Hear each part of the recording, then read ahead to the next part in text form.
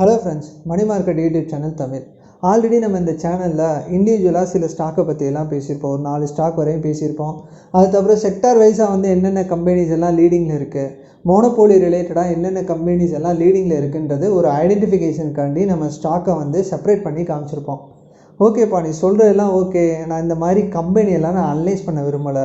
எந்தெந்த செக்டார்ஸ் எல்லாம் எனக்கு தெரியாது. ஓகேங்களா, என்னால் வந்து ஏன்னா நீ போட்டிருக்க ஸ்டாக்குன்னு பார்த்தோன்னா ப்ரொடக்ட் அண்ட் கேம்பிளை பற்றி பேசியிருக்க. அதோட ஒரு ஷேர் ப்ரைஸு 14,500 வருது. அந்த கம்பெனியோட ப்ராஃபிட் எப்படி, லாஸு, அவங்களோட கம்பெனி வந்து நல்லா ரன் ஆகுதா, ரெவன்யூ நல்லா இருக்கா, அவங்களோட ஆனுவல் ரிசல்ட் வந்து நல்லா இருக்கா, இதெல்லாம் எனக்கு தெரியாது. ஆனால் நான் இன்வெஸ்ட் பண்ணணும்னு நினைக்கிறேன். மாதம் ஒரு 500ரூவாலேருந்து 1000, 2000, 3000 சொல்லிட்டு மாதம் இன்வெஸ்ட் பண்ணலான்னு நினைக்கிறேன். எனக்குரியதை கரெக்டானதை சொல்லுப்பான்னு சில கஸ்டமர்ஸ் வந்து கேட்பாங்க, சில இன்வெஸ்டர்ஸ் வந்து கேட்பாங்க. அதுக்குரிய ஒரே ஒரு ஆன்சர்ஸ் நம்ம சொல்லணும்னா மியூச்சுவல் ஃபண்டு. ஆமாங்க, மியூச்சுவல் ஃபண்டை பற்றி தான் நம்ம இந்த வீடியோவில் பார்க்க போகிறோம். மியூச்சுவல் ஃபண்டை பற்றி என்னன்றது ஒரு சிம்பிளாக எல்லாத்துக்கும் புரிகிற மாதிரி சொல்கிறேன். ரொம்ப டெப்த்தாலாம் சொல்ல விரும்பலை, ஈஸியாக சொல்லிடுறேன். எக்ஸாம்பிள் என்னென்னா, ஒவ்வொரு மியூச்சுவல் ஃபண்டை பற்றி சொல்லணும்னா ஒவ்வொரு அசட் மேனேஜ்மெண்ட் கம்பெனி இருப்பாங்க. அசட் மேனேஜ்மெண்ட் கம்பெனினா எஸ்பிஐ, ஆக்சிஸ் பேங்க், ஹெச்டிஎஃப்சின்னு சொல்லிட்டு நிறைய அசட் மேனேஜ்மெண்ட் கம்பெனி வந்து இருப்பாங்க. அந்த அசட் மேனேஜ்மெண்ட் கம்பெனி என்ன பண்ணுவாங்கன்னா, ஒரு ஃபண்ட் மேனேஜர்ஸை வந்து சூஸ் பண்ணுவாங்க. அந்த ஃபண்ட் மேனேஜர்ஸ் யாருன்னா, இந்த ஸ்டாக் ரிலேட்டடாக, ஈக்விட்டி ரிலேட்டடாக நல்லா ரிசர்ச் பண்ணுறவர், அதுக்குரிய ஸ்டடீஸ் நிறையா முடித்தவர், அந்த மாதிரி ஒரு எலிஜிபிலிட்டி கேண்டிடேட்டை வந்து சூஸ் பண்ணுவாங்க. அந்த ஃபண்ட் மேனேஜர்ஸ் என்ன பண்ணுவாங்கன்னா, ஒரு ஸ்டாக் மார்க்கெட்டில் இருக்கிற ஒரு என்எஸ்சி பிஎஸ்சியில் இருக்கிற ஒரு 500, 1000 ஸ்டாக்கு பற்றியெல்லாம் வாட்ச் பண்ணாமல் ஒரு 10லேருந்து ஒரு 15 ஸ்டாக்கை, செலக்டிவான ஸ்டாக்கை, லார்ஜ் கேப் ஸ்டாக்கை சூஸ் பண்ணுவாங்க. சூஸ் பண்ணி என்ன பண்ணுவாங்கன்னா, நீங்கள் கொடுக்குற 500, 1000 அதில் தான் இன்வெஸ்ட் பண்ணுவாங்க.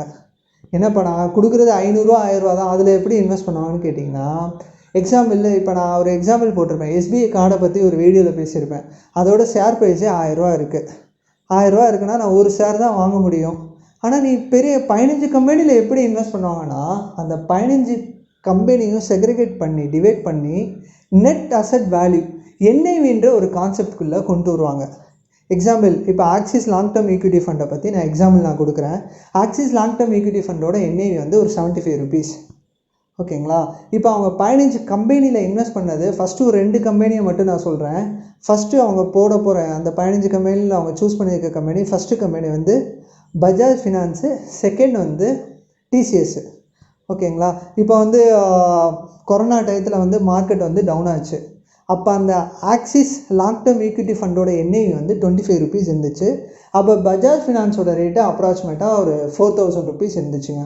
இப்போ பஜாஜ் ஃபினான்ஸோட ரேட்டு வந்து 7500 கிட்ட இருக்குது. அந்த ஆக்சிஸ் லாங் டேர்ம் ஈக்விட்டி ஃபண்டோட என்ஐவி வந்து 75 ரூபா இருக்குது. இப்போ புரியுதா நான் என்ன சொல்ல வரேன்னு சொல்லிட்டு? பஜாஜ் ஃபினான்ஸில் நீங்கள் 3000 இன்வெஸ்ட் பண்ணுறதும், அந்த ஆக்சிஸ் லாங் டேர்ம் ஈக்விட்டி ஃபண்டில் என்ஐவி பேஸாக நீங்கள் இன்வெஸ்ட் பண்ணுறதும் ரெண்டும் ஒன்று தாங்க. அதில் என்னென்னா, 1000 ரூபாயை கால்குலேட் பண்ணி 30 ரூபா, என்ஐவின்றது 30 ரூபா. இப்போ ஆக்சிஸ் லாங் டேர்ம் ஈக்விட்டி ஃபண்டோட என்ஐவி வந்து 30 ரூபா. 1000 ரூபா, 1000 ரூபாய்க்கு நீங்கள் வந்து ஒரு 30 குவான்டிட்டின்னு சொல்லக்கூடாது, 30 யூனிட்டுன்னு சொல்லுவாங்க. நீங்கள் என்ஐவியில் வாங்கும்போது, மியூச்சுவல் ஃபண்டில் வாங்கும்போது யூனிட்டாக தான் அலாட் ஆகும். 30, 20, 30 யூனிட் வந்து வாங்கியிருப்பீங்க. இப்போ இது வந்து 60 மாறி இருக்கும். பஜாஜ் ஃபினான்ஸ் மேலே ஏறும்போது அந்த என்ஐவி மேலே ஏறும், அந்த பஜாஜ் ஃபினான்ஸ் கீழே இறங்கும்போது அந்த என்ஐவி கீழே இறங்கும். நான் இண்டிவிஜுவல் ஸ்டாக்கை பற்றி மட்டும்தான் பேசுகிறேன், ஒரு எக்ஸாம்பிள்காண்டி பேசுகிறது தான். ஆனால் அவங்க வந்து 10-15 ஸ்டாக் சூஸ் பண்ணியிருப்பாங்க. சப்போஸ் பஜாஜ் ஃபினான்ஸ் இறங்கினாலும் உங்களுக்கு டிசிஎஸ் வந்து ஏறி இருக்கும். சப்போஸ் டிசிஎஸ் இறங்கியிருந்தால் உங்களுக்கு பஜாஜ் ஃபினான்ஸ் வந்து ஏறி இருக்கும். சப்போஸ் மார்க்கெட் எல்லாமே ஏறும்போது எல்லா கம்பெனியுமே ஏறும். அதில் பஜாஜ் ஃபினான்ஸ் இருக்குது, டிசிஎஸ் இருக்குது, ரிலையன்ஸ் இண்டஸ்ட்ரீஸ் இருக்குது, ஹிந்துஸ்தான் யூனிலிவர் ப்ராடக்ட்டில் இன்வெஸ்ட் பண்ணுறாங்க. ஃபிஃப்த் ஒன் வந்து பஜாஜ் ஃபின்சர்வ்லேயே இன்வெஸ்ட் பண்ணாங்க. இந்த மாதிரி ஒரு 10-15 கம்பெனி வந்து அவங்க லிஸ்ட்டில் வச்சுருக்காங்க. இந்த மாதிரி கம்பெனிலாம் இன்வெஸ்ட் பண்ணுவாங்க. என்ஐவி பேசிஸில் வாங்குவீங்க. மார்க்கெட் ஏறும்போது அந்த என்ஐவி ஏறும், மார்க்கெட் இறங்கும்போது அந்த என்ஐவியும் இறங்குங்க. இது தாங்க சிம்பிளாக மியூச்சுவல் ஃபண்டு ஈஸியாக புரியுறதுக்கான மெத்தடு.